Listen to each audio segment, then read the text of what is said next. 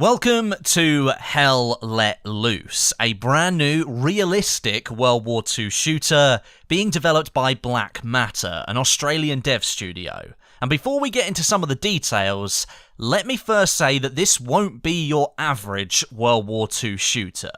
The devs are going all in on features and layers of information, teamwork and communication, and they appear to be creating something fairly advanced. Don't expect a Call of Duty or a Battlefield clone. They're going in a totally different direction. Another point I'd like to make as well, this is a work in progress, and all this information is being offered out by the developers on their website.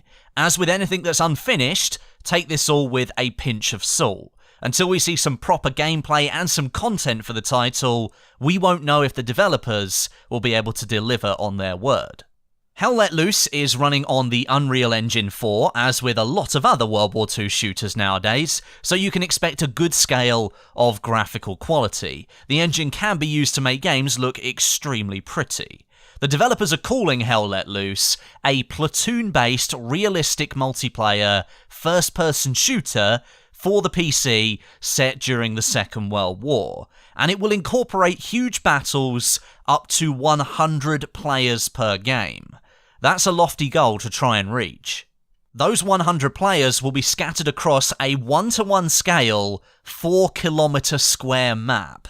That's pretty huge, and you're going to need to use teamwork and tactics to win the battle. Players will be able to pick from limited roles within their platoon when they're going into battle, and they'll have to work under officers and a commander who will direct the overall strategy.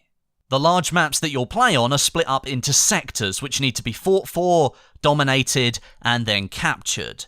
Rather than focusing on these smaller zones like flags in Battlefield, the entire map is a capture zone, and it's dominating the territory and capturing it from the opposing team that will allow you to push forwards. That's a fairly interesting concept. Anywhere on the map within that sector, and you could be having an influence on the battle. Now, once you capture one of these sectors, a resource will be generated for your team, and that can be chosen from a list of 3. This will then influence how you can push on and take the next sector on the map. The map itself, which has been rolling around in the background with those images that I'm showing you, is called a theatre of war. The developers will let players loose in the sleepy town of Saint-Marie-du-Mont on D-Day 1944, during Operation Overlord. The setting offers forest areas, the quintessential hedgerows sectioning off fields, small canals, and even some urban locations with multiple towns and villages scattered right across the map. That'll create some more intense fighting. According to the developers, at the moment, and wait for this, it takes roughly 15 minutes to walk across the map on foot.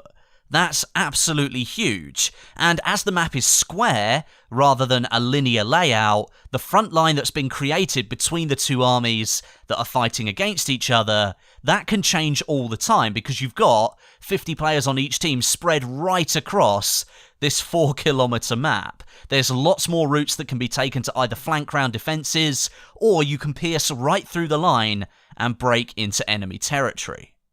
Now earlier I mentioned platoons, officers and commanders. They all come into the mix during the battles that you'll be playing out within 3 different levels of warfare the developers are trying to create.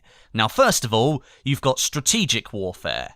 You can play as the commander and decide the overarching direction of the battle and then adapt that as the battle plays out. You'll be able to communicate with your troops via radio, you can summon in reinforcements, summon supplies, and even heavy strikes from air and naval craft as you try and force back the other army and take even more ground.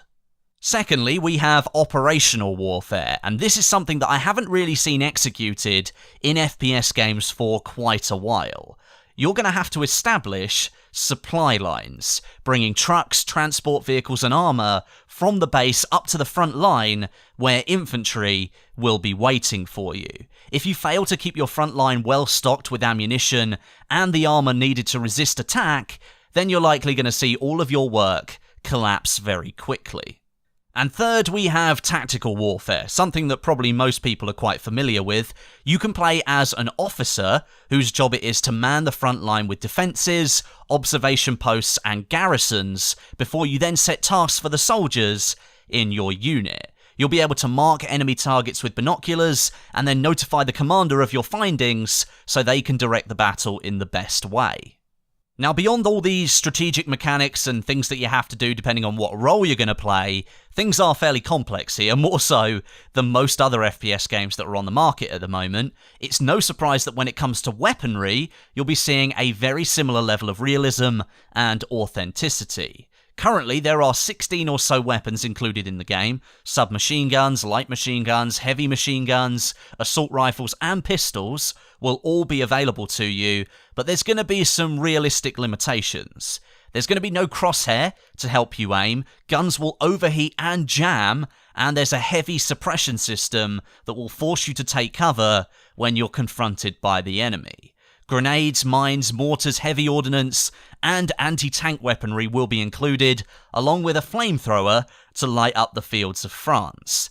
In total, there are 14 different roles in the game that you can pick from, and each of these will be assigned different weaponry and tools suited to their task that the role needs to perform. When it comes to vehicles, once again the development team are going all out here. The plan is to have up to 20 vehicles included in the game, eventually, each of which falls into different categories. You've got supply, transport, light armour, medium armour, heavy armour, mobile artillery, tank destroyer, assault gun, half-track, scout, and repair. All of the choices for every single player. The developers will be first focusing on supply and transport vehicles to make sure the infantry are well stocked and have the choice to move about the map, with the inclusion of heavier armour coming later on. This may mean, as the game goes into early access, you're not going to be likely to see all of those vehicle categories from the start. Once this game does go into early access and eventually gets released in 2018, including that first map, you're going to get to play as the German Army and the United States Army. That's pretty standard for a World War II game these days, and as the development team completes more content, it's likely we'll see British, Russian, and Imperial Japanese forces making their way into the game as well. That's likely quite a way off, however.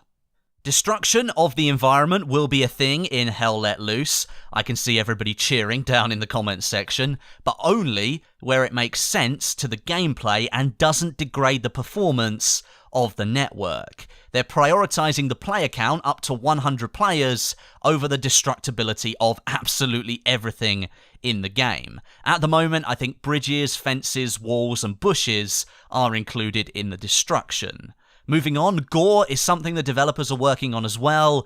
They're working towards dismemberment, although it's not currently complete, but there will be a wounding system in the game as well. Depending on where you take damage on your body, the damage will have different effects. So if you get shot in the arms or the legs, you'll be able to sort yourself out, but if you get shot in the chest, you're going to need the medic to come and help you out. Now, all of that sounds like a very optimistic roadmap for a game produced by an indie studio. No disrespect to the developers at all, but it sounds like they're trying to bring some real-time strategy elements into a first-person shooter. Now, I watched another video on this game earlier on today from a YouTuber called Lutin. His video is linked down below, and he made a very good point that concerns me as much as it did him. Gamers in 2017 may not have the patience to wait for supplies to arrive so they can fire their gun again. That's just an example. Are they going to get annoyed that the panzer tank that they need to look after and protect is taking ages to get to the front line? Are these gamers going to care enough to actively work as a team and communicate? Because the entire game is built upon that. Or do they just want to roll up with some massive machine gun and try and kill people? To me, this game sounds absolutely awesome, but are the gamers out there going to play the game properly so all of these mechanics come together? That remains to be seen. But anyway, that was our first look and read-up of the new World War II shooter called Hell Let Loose. I'll be keeping close tabs on this game moving forwards. It does sound very, very interesting, and the team are looking to have the game in a closed pre-alpha state by October 2017, so not far away, and then have the game released on Steam in early 2018. That sounds like a very short timeline. Let me know what you think of all this down below in the comments section. Let me know if you're interested and excited about this new game. But until next time, my name is Westie, and I'll catch you guys in the next video.